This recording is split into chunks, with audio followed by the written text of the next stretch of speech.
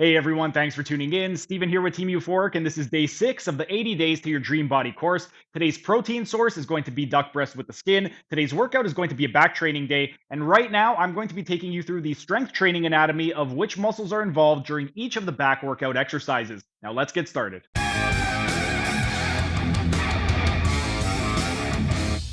And for the first exercise for the main portion of the back workout, we are going to pick an exercise that is going to focus on shoulder extension. With regard to shoulder extension, the last workout, I ended up doing a T-bar row. So since I did a horizontal pull last time, I'm going to do shoulder extension by doing a downward vertical pull. And I'm going to be doing the narrow parallel grip chin-up. You guys don't have to change the exercise, but for the purpose of this 80 Days to Your Dream Body course, every single workout, I'm going to be picking a new exercise. That way you guys can get an idea of different exercises that you can incorporate with yourself, or if you are doing this to learn a little bit more to train your clients, exercises that you can use with your clients. And before we get into the actual exercise itself, I am going to discuss the anatomy involved in the exercise. So specifically with the parallel grip, the narrow parallel grip chin up, what exactly are we going to be training? Well, it really depends on how exactly you perform the exercise. With regard to the exercise, for me, I like to get a nice stretch in the bottom position, and then I like to depress and retract the scapula before I initiate the pull. So if you are incorporating that initial retraction and depression, you should already know this by now. Scapular retraction at the scapulocoastal joint, we are going to be using the middle trapezius as well as the rhomboids major and minor. Again, all three of the trapezius muscles are going to be involved, but primarily the middle trapezius is going to be the muscle involved in scapular retraction. And then with regard to scapular depression, that is going to be the inferior trapezius, the pectoralis minor, the serratus anterior, the inferior fibers of the serratus anterior, and the latissimus dorsi muscle. Next, let's take a look at what exactly is going on at the glenohumeral joint. The glenohumeral joint being the shoulder joint. At the glenohumeral joint, we are focusing on extension. So because we are doing extension at the glenohumeral joint, that is primarily going to be the latissimus dorsi muscle, the teres major, the posterior deltoid, the pec minor, specifically more of the sternocostal attachment. And lastly, we are going to be involving the long head of the triceps brachii. The triceps, even though it is one of your pushing muscles, the long head does cross the shoulder and it is responsible for extension. So we are going to be training the long head of the triceps brachii. And then moving out from there at the elbow, we are doing elbow flexion. Because we are doing elbow flexion, that means we're going to be training the biceps brachii group. The biceps brachii, we are going to be training both the long and short heads, since both of those do attach at the elbow and are responsible for flexion. We are also going to be training the brachioradialis, the brachialis, and to some extent the pronator teres, although the pronator teres, it is a weak extensor. But that's it for the rest. Time for set number 1. And for the second exercise in the main portion of the back workout, we are going to be picking an exercise that is going to focus on shoulder adduction, that's abduction, in the coronal plane. For myself, I'm going to be doing the wide pronated grip pull-up, and let's get into the anatomy while we are resting. With regard to this exercise right over here, we've got quite a bit going on.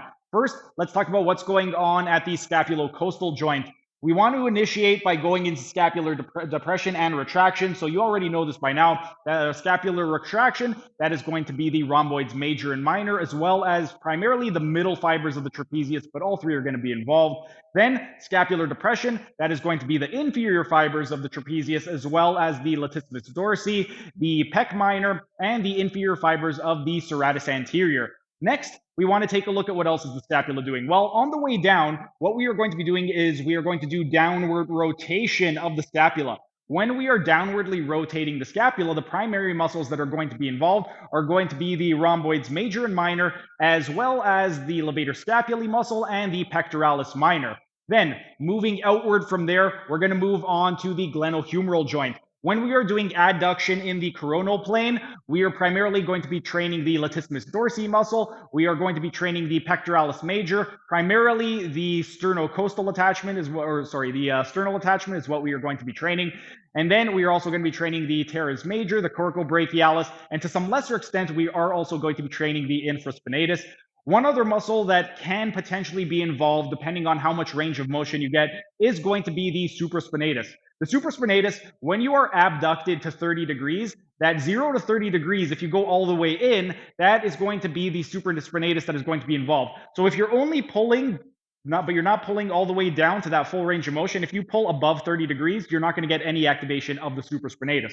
And then moving down from there, we are going to move to the elbow. At the elbow, we are doing flexion. So because we're doing flexion, that is primarily going to be the biceps brachii, both the long and short head, because both cross the elbow, and also the brachioradialis, the brachialis, and to some lesser extent, it is going to be the pronator teres. But we've got about 10 seconds left. We're going to move on to the second exercise. And the third and final exercise for the main portion of the back workout, we want to pick an exercise that is going to utilize horizontal abduction. That's abduction. While we're resting, we're going to get into the anatomy. But first, the exercise that I'm going to be performing is going to be the bent over wide pronated grip T-bar row. This is a horizontal pulling exercise. Last week, we ended up doing the face pull, which involved a little bit of external rotation. This one, we're not involving any external rotation at all, but if you do the face pull, that will be involved. However, let's take a look at the anatomy. At the scapulocostal joint, we are going to be doing a combination of retraction and depression. With regard to the retractors, you already know this. That's going to be the rhomboids major and minor, as well as primarily the middle fibers of the trapezius. We are also going to get the superior and inferior fibers as well, but to a lesser extent. Then the next one, scapular depression, that is primarily going to be the inferior fibers of the trapezius, the latissimus dorsi muscle, the pectoralis minor, and the inferior fibers of the serratus anterior. Now we're going to move distal from the scapulocostal joint and move over to the glenohumeral joint. At the glenohumeral joint, we are doing horizontal abduction. Because we're doing horizontal abduction, that is primarily going to be the posterior deltoid, the infraspinatus, and the teres minor. Also, we are going to be training the latissimus dorsi when we are performing horizontal abduction. And then moving distally from there, we are going to be moving on to the elbow joint. And at the elbow joint, we are going to be focusing on elbow flexion. So because we are focusing on elbow flexion, that means that we are primarily going to be training the biceps brachii, which is going to be both the long and short head, because both of those do cross the elbow.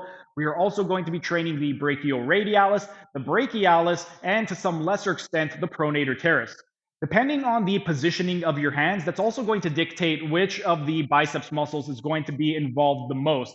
Whenever we are doing anything with a supinated grip, because the biceps brachii is not only responsible for elbow flexion, but forearm supination, when we do a supinated grip, we are going to get a little bit more activation of the biceps brachii.